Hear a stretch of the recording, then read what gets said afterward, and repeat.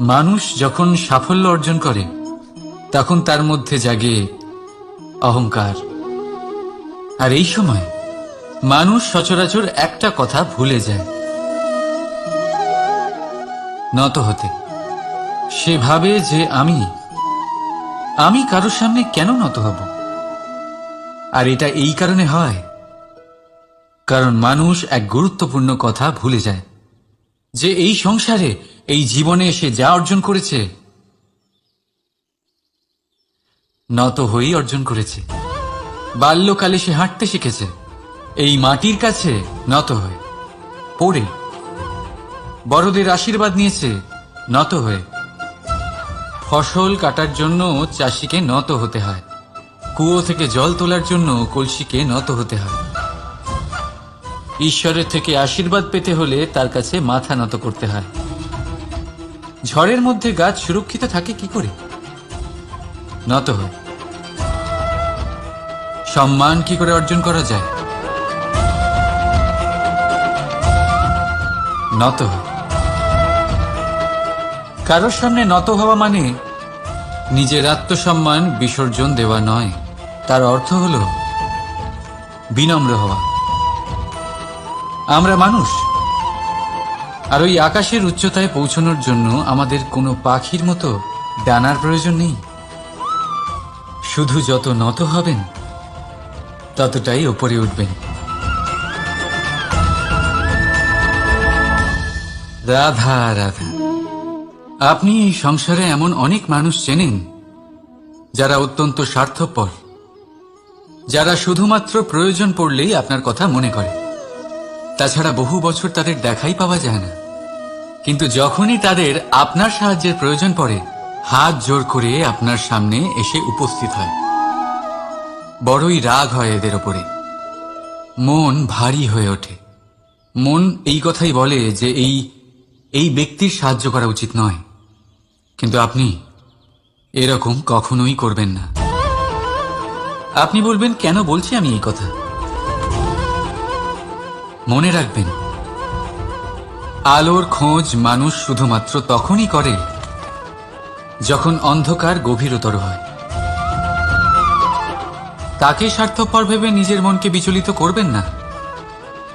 নিজেকে আলো মনে করে আনন্দে থাকুন। ভাগ্যবান মনে করুন নিজেকে, যে কারোর বিপদের সময় তার আপনার কথা মনে পড়েছে, যে আপনি এই সংসারে কাউকে সাহায্য করার যোগ্যতা রাখেন। এই জীবনে কেউ স্বার্থপর বলে নিজের দৃষ্টিভঙ্গি কখনোই পাল্টাবেন না। শুধুই নজর রাখুন নিজের পরমার্থের ওপরে। মন প্রসন্ন হয়ে বলবে, রাধা রাধা। কখনো কোনো পাখিকে দেখেছেন? যখন তারা ডিম পাড়তে প্রস্তুত হয় তখন তারা সবচেয়ে আগে একটা স্থান খোঁজে, একটা স্থান যা বর্ষা, রৌদ্র আর শত্রুর থেকে সুরক্ষিত হয়। তারপর তারা বাসা তৈরি করে, তারপরেই ডিম পাড়ে। আর তারপর যখন সেই ডিম ফুটে তার সন্তানদের জন্ম হয়, সে তাদের খাবার খাওয়ায়, তাদের রক্ষণাবেক্ষণ করে।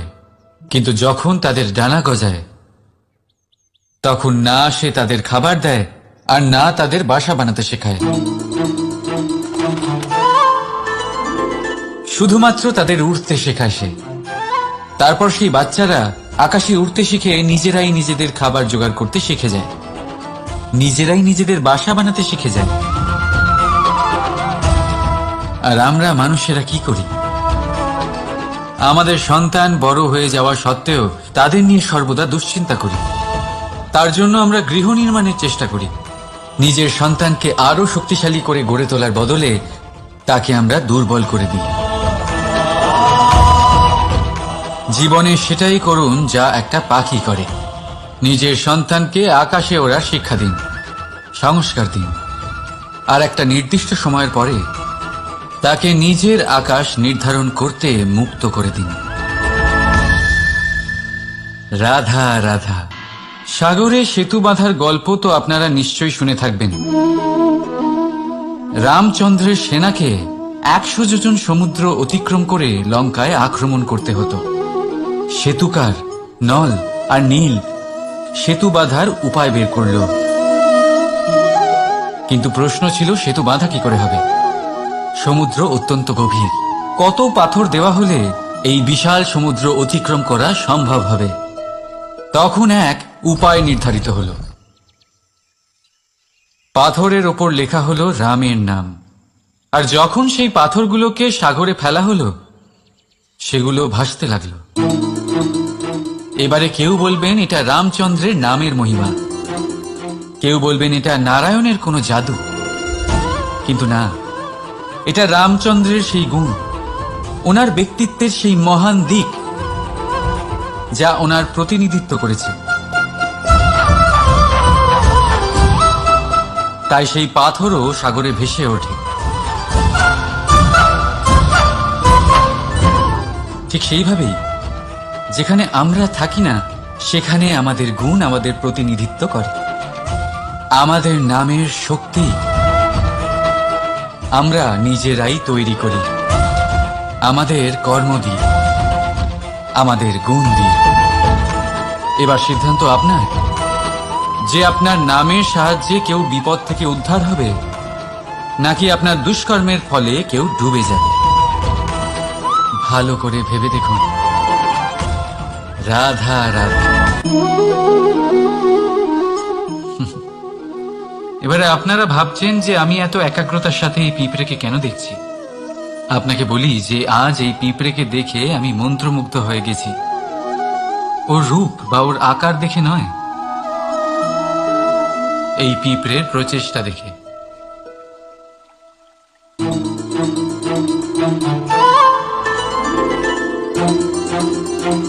আপনি জানেন, অজস্র পরিশ্রমের পরেই পিঁপড়ে তার নিজের একটা ছোট বাড়ি বানাতে পারে, যা অন্য প্রাণীদের জন্য অত্যন্ত সহজ ব্যাপার।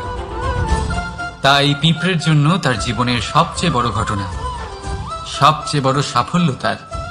ভবিষ্যতে এই পিঁপড়ে থাকুক বা না থাকুক, তাদের বানানো বাড়ি বহু বছর অবধি টিকে থাকে। জীবনের সাফল্যের সাথেও ঠিক এমনটাই ঘটে। আপনি একদিনে সাফল্য লাভ করতে পারবেন না, কিন্তু যদি আপনি প্রতিদিন চেষ্টা করতে থাকেন তবে একদিন আপনি অবশ্যই সাফল্য লাভ করবেন। মনে রাখবেন, ভাগ্যের দ্বার তাদের জন্য উন্মুক্ত হয় না যারা হার মেনে নেয়। ভাগ্য তার দ্বার তাদের জন্যই খোলে যারা বসে না থেকে প্রয়াস করে সেই দরজার কড়া নাড়াতে। তাই প্রয়াস করতে থাকুন, সাফল্য অবশ্যই একদিন না একদিন আপনার কাছে আসবেই। রাধা রাধা। এই তালাটা দেখতে পাচ্ছেন আপনি? এই তালাকে ভেঙেও খুলে দেওয়া যায়, আবার ভালোবেসেও খুলে দেওয়া যায়। অর্থাৎ এই তালাটা আপনি এই চাবির দ্বারাও খুলে দিতে পারেন, এই হাতুড়ি দিয়েও খুলে দিতে পারেন। কিন্তু এই খোলাতে তফাৎ আছে। যদি তালা খোলার জন্য আপনি সেটা ভেঙে ফেলেন তাহলে তা পরের বার আর কাজে লাগবে না, কিন্তু যদি এটা আপনি চাবির দ্বারা খোলেন তাহলে তা চিরকাল কাজে লাগবে। আমাদের জীবনে সম্পর্কগুলো কিছুটা এরকমই হয়। আমাদের জীবনের আনন্দরূপী ধন রক্ষা করে এই সম্পর্ক, কিন্তু ভালোবেসে। যদি ক্রোধের দ্বারা এই সম্পর্ক রক্ষা করা হয় তাহলে পরে তা কোনো কাজে আসে না। তাই সম্পর্ক সবসময় প্রেমের চাবি দিয়ে খুলুন, কারণ প্রতিবার নতুন তালা আপনি ব্যবহার করতেই পারেন, নতুন সম্পর্ক গড়তে পারবেন না। রাধা রাধা।